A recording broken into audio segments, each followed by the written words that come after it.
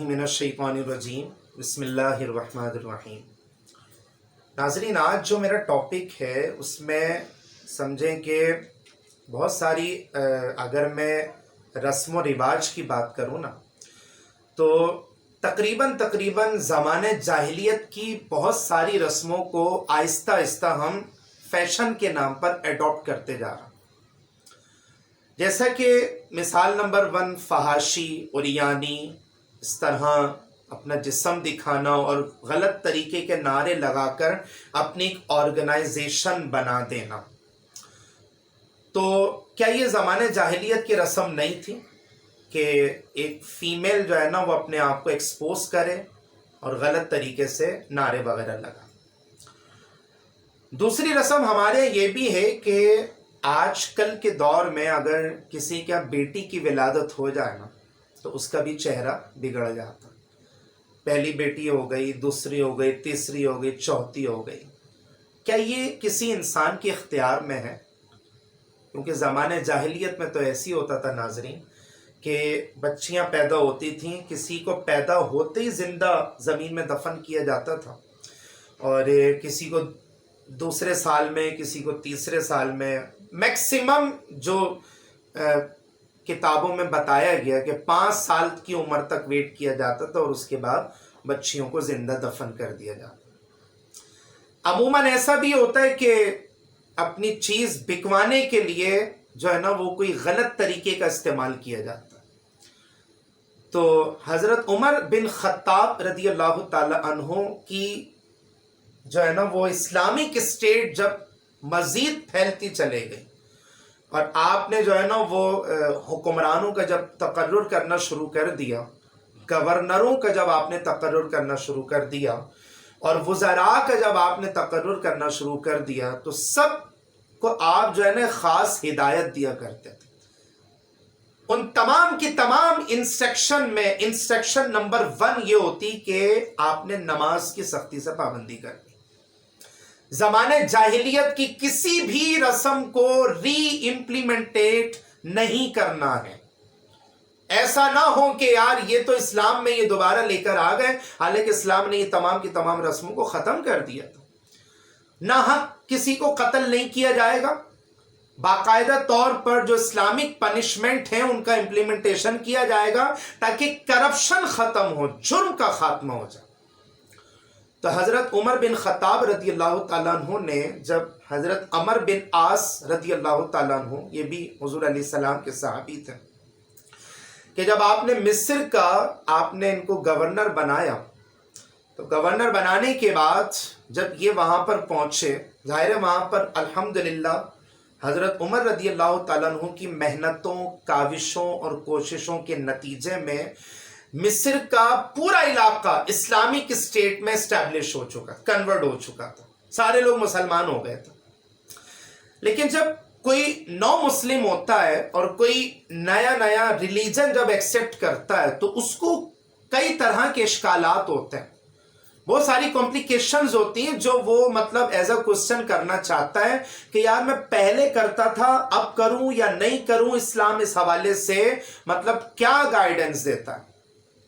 तो जब हज़रत अमर बिन आस रदी अल्लाह ताला अन्हु जब आप मिस्र के गवर्नर की हैसियत से और एक हुक्मरान की हैसियत से जब आप वहाँ पहुँचते हैं, इंतहाई सादा मिजाज, आजी इनके सारी, कोई गुरूर नहीं, कोई घमंड नहीं, कोई तकब्बुर नहीं है कि मैं तो हुक्मरान हूँ, मेरे साथ जो है ना वो एक प्रोटोकॉल होना चाहिए स्पेशल। नहीं, हुक्मरानों का तो ये तर्ज अमल था ही नहीं। अगर आप सहाबा इकराम की सीरत का मुताल्ला करें, आप खुलफाए राशिदीन की सीरत का मुताल्ला करें, लोगों के साथ घुल मिल के रहा करते थे, न जान की परवाह न माल की परवाह। जब आप इंसाफ करेंगे एज अ हुक्मरान, जब आप इंसाफ करेंगे तो फिर आपको अपनी जान का जो है ना जान की हिफाजत के हवाले से कोई खौफ नहीं होगा।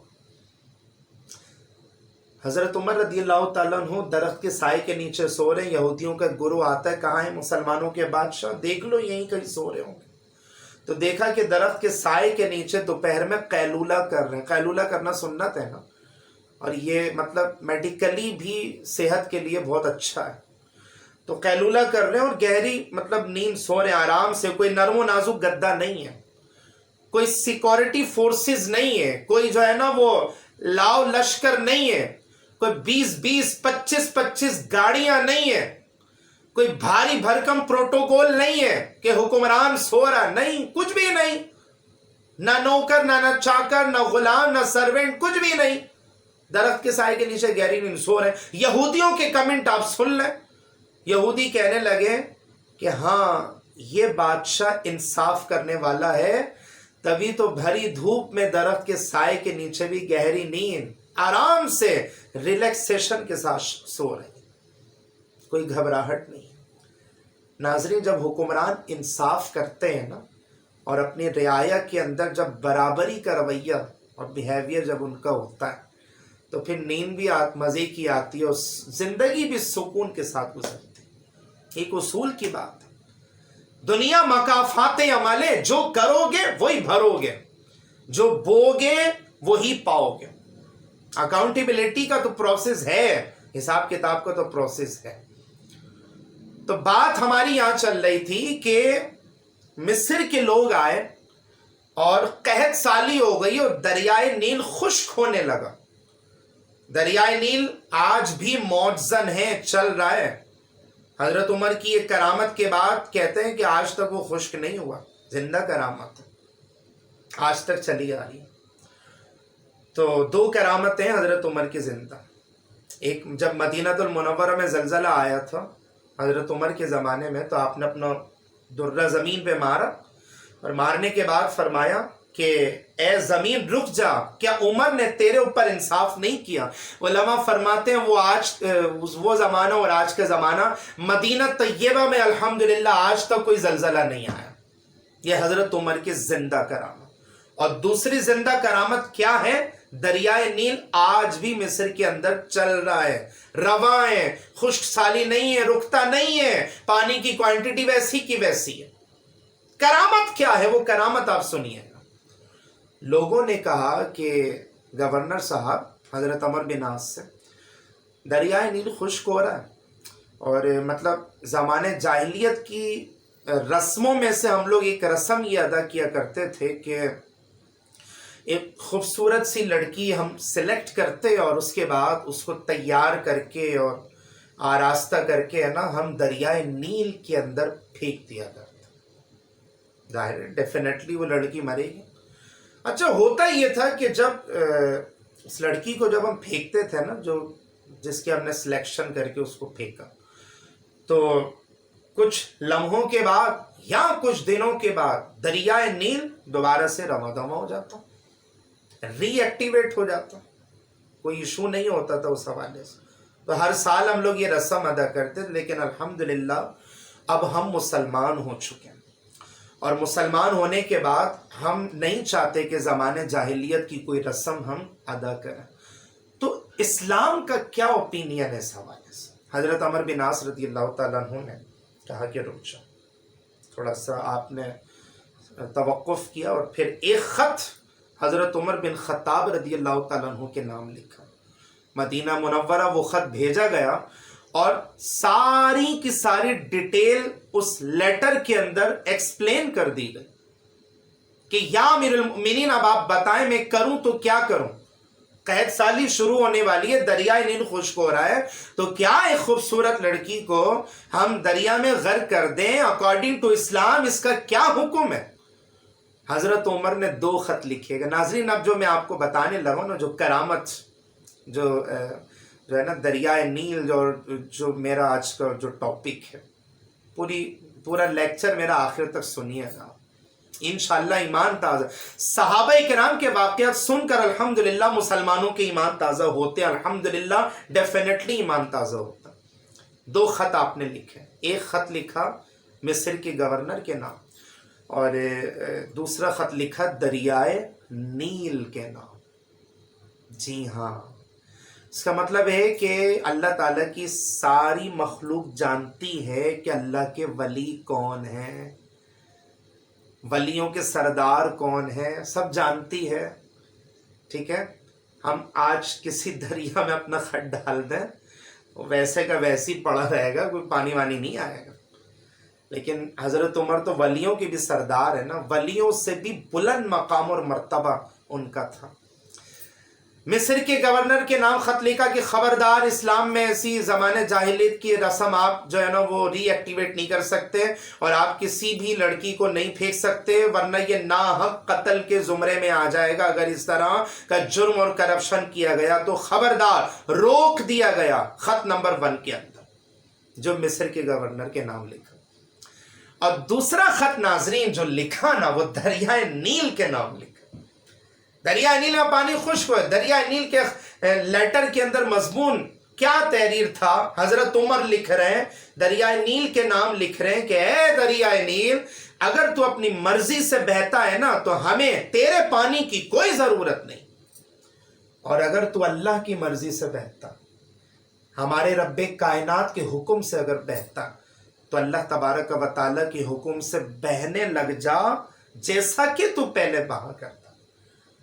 وہ دونوں خط ریسیو کیے گئے، پہلا خط پڑھا، بات سمجھ میں آ گئی، نہیں خبردار، زمانے جاہلیت کی کوئی سی بھی رسم ہمیں ری ایکٹیویٹ نہیں کرنی، ادا نہیں کرنی، ٹھیک ہے۔ اور دوسرا خط پڑھ کے وہ دریائے نیل کے اندر جب ڈالا گیا، ناظرین کتابوں میں لکھا ہے کہ جب وہ خط دریائے نیل کے اندر ڈالا گیا نا تو دریائے نیل پہلے سے بھی زیادہ موزن ہو گیا، رواں دواں ہو گیا، اور لوگ وہاں جاتے ہیں، مصر میں جاتے ہیں، دریائے نیل کو دیکھتے ہیں، الحمدللہ آج تک اس کا پانی موزن ہے، رواں دواں ہے، کنٹینیو ہے۔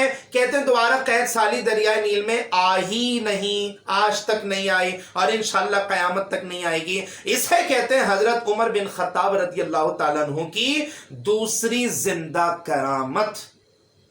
تو ناظرین یہ لیسن تو آپ نے سن لیا، لیکن کبھی آپ نے سوچا ہے کہ اسلام نے تو سب کے رائٹس دے دیے نا، اسلام نے مردوں کے حقوق بھی دے دیے، عورتوں کے بھی دے دیے، ماں باپ کے بھی دے دیے، اولاد کے بھی دے دیے۔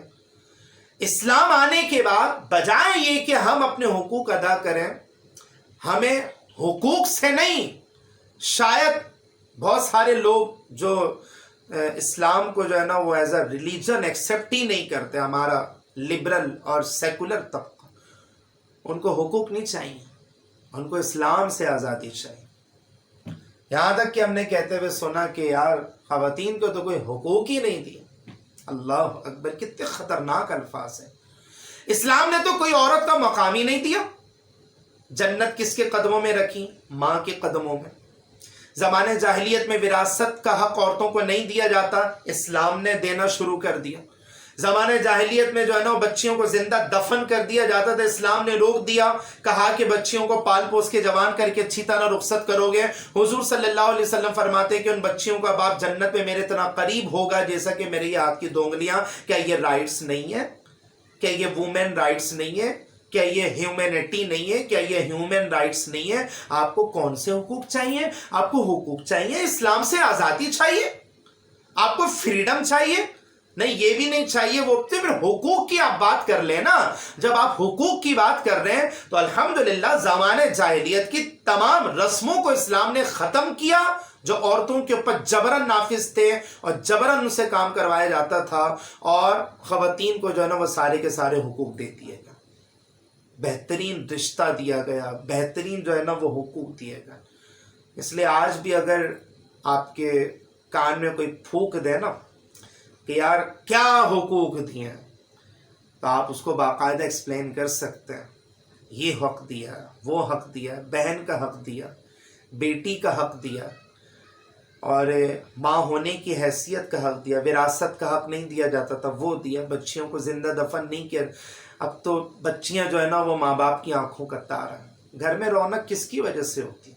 بیٹوں کی وجہ سے نہیں، ہمیشہ بیٹیوں کی وجہ سے گھروں میں رونق ہوتی ہے۔ جب کوئی باپ تھکا ہوا جاتا ہے نا، آخر میں اس پہ تبصرہ کر رہا ہوں کیونکہ زمانہ جاہلیت میں تو یہ سب نہیں ہوتا تھا نا، اور آپ تو ہیومینٹی کی بات کر رہی ہیں اور آپ ہیومن رائٹس کی آپ بات کر رہی ہیں۔ تو زمانے جاہلیت حضور صلی اللہ علیہ وسلم نے خواتین کو کتنے اعلیٰ منصب پر بٹھا دیا کہ بچیوں کی محبت ماں باپ کے دلوں میں پیدا کرتا ہے۔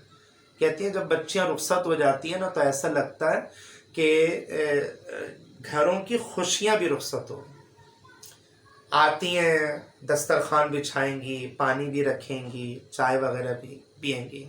عموماً بیٹے نہیں کرتے، میں ایک جنرلی بات کر رہا ہوں، اچھے برے ہر جگہ ہوتا، لیکن ناظرین حقوق تو ملے ہیں نا خواتین کو، بچیوں کو بھی حقوق ملے۔ اس لیے کوشش یہ کیا کریں کہ میرا مطلب ایک فری ایڈوائز ہے کہ ان لوگوں میں نہ اٹھے بیٹھیں اور ایسے انوائرمنٹ سے اوائڈ کریں اور ایسی گیدرنگ سے بھی بچیں کہ جو آپ کو اسلام کے خلاف متنفر کرتے۔ ناظرین جب آپ اسلام سے متنفر ہو جائیں گے نا تو پھر یہی بولیں گے کون سا اسلام، کون سا دین، بس ہماری مرضی، ہم جو چاہیں کریں۔ اگر کل قیامت میں اللہ تبارک و تعالی ہمیں جہنم رسید کر دے ہمارے ان عقائد کی وجہ سے اور ان نظریات کی وجہ سے، تو پھر ہم کس کے پاس جائیں؟ اس لیے بہتر یہ ہے کہ اپنا ماحول چینج کریں۔ آخر میں آپ کو پتہ ہے کہ تبصرہ کرتے ہوئے کچھ نہ کچھ مشورہ بھی دے دیتا ہوں، اور اسلامک انوائرمنٹ میں کوشش کریں کہ اپنا کرائٹیریا رکھیں تاکہ آپ کے عقائد بھی مضبوط ہوں اور آپ کو human rights, humanity, women rights اور مین رائٹس کے حوالے سے آپ کو صحیح طور پر آگاہی ملے کہ اسلام نے الحمدللہ، آپ ابھی اپنے حقوق مانگ رہے ہیں یا مانگ رہی ہیں، الحمدللہ اسلام نے تمام انسانوں کو، تمام رشتہ داروں کو، تمام ریلیٹیو کو 1500 سال پہلے تمام رائٹس دے دی ہیں۔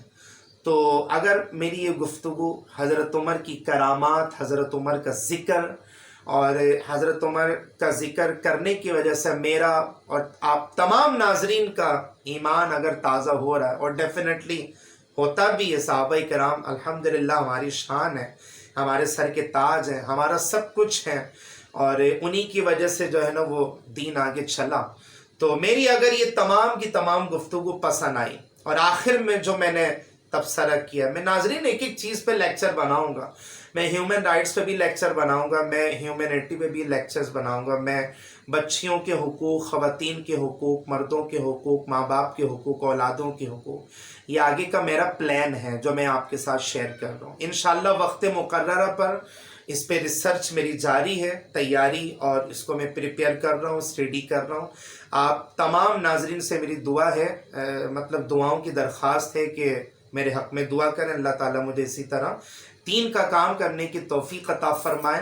اور اگر آپ کو میرا آخر کا تبصرہ اور حضرت عمر کی کرامتیں اور حضرت عمر کا ذکر اگر آپ کو میرا پسند آ جائے تو اس پہ تبادلہ خیال کریں، تمام گھر والوں کو، تمام رشتہ داروں کو میری یہ ویڈیوز دکھائیں تاکہ ہم معاشرے میں محبتیں بانٹیں، پیار بانٹیں، اپنائیتوں کے ساتھ رہیں، نفرتوں کو ختم کریں، اور اسلام نے جو ایک محبت والا کردار اور ایٹیٹیوڈ ہمیں دیا وہ ہم بانٹتے پھریں۔ اگر آپ کو میری یہ ویڈیو پسند آ جائے لائک کریں، شیئر کریں، سبسکرائب آگے کروائیں مزید لوگوں کو، اور بیل آئیکن کو بھی لازمی پریس کر دیں تاکہ میری ہر آنے والی ویڈیو آپ کو اویلیبل ہوتی رہے۔